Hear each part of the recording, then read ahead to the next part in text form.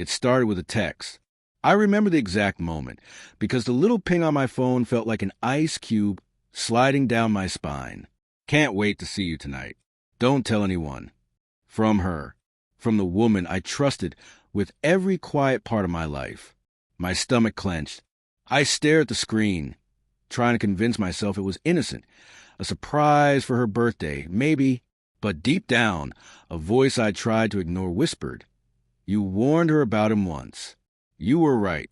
Weeks before, I had noticed the way her boss lingered a little too long during meetings, the way he complimented her unnecessarily, the way she laughed at things she wouldn't normally laugh at.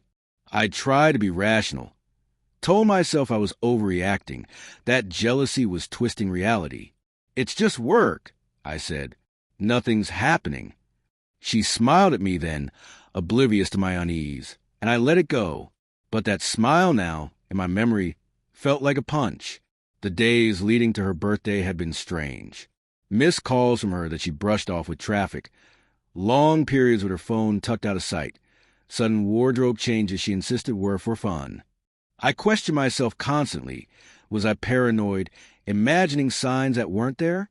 I replayed every interaction, every late-night message she claimed were work stuff, and every joke I'd laughed at that now sounded hollow. Her birthday dinner was at a small, intimate restaurant. I thought it would be harmless, just a night of celebrating her. Just us. I arrived early, nervously adjusting my tie, watching the door. When she walked in, radiant in a dress I'd never seen before, my chest tightened.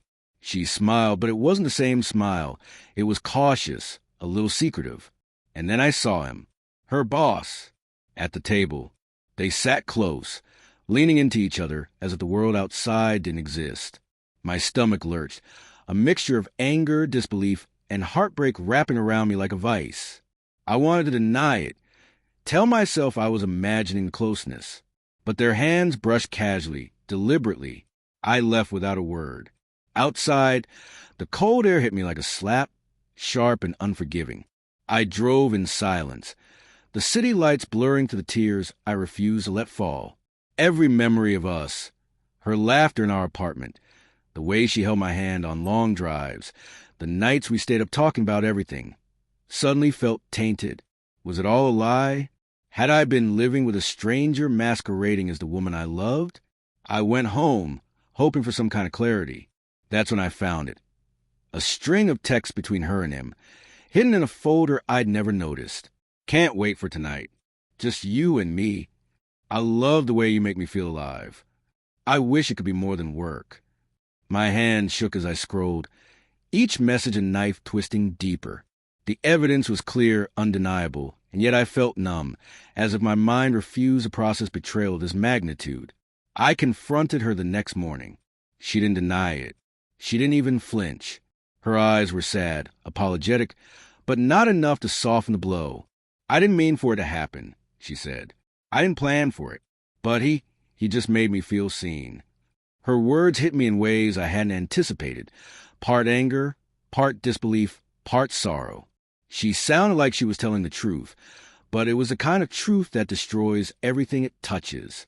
I walked away then, out of the bedroom, out of the life we'd built together, out of the lies she had been living. I carried memories that now burned with a bitter edge. The small joys, the whispered promises, the ordinary mornings we thought were ours. And yet, even in that pain, I felt something stir, a quiet strength, a reclaiming of myself in the wreckage she left behind.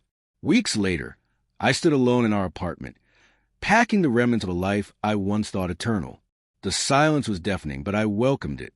For the first time, I realized that betrayal, while sharp and searing, also cleared space. Space to breathe, space to heal, space to remember that love should never hurt this much. Not this quietly, not this completely. Her birthday had proven me right. And while it had shattered the illusions I held, it had also given me something I hadn't expected. The understanding that self-respect isn't just about standing up to others. It's about standing back up for yourself after the fall. I left the apartment, the city stretching before me like a promise. Heartbroken, yes, but no longer defeated. I don't know if she ever regretted it. I don't know if he ever knew the chaos he caused. But I do know this. I warned her once, and she chose her path. And I chose mine, the one where heartbreak is a lesson, betrayal is a teacher, and moving forward is the only way to reclaim what's left of your soul.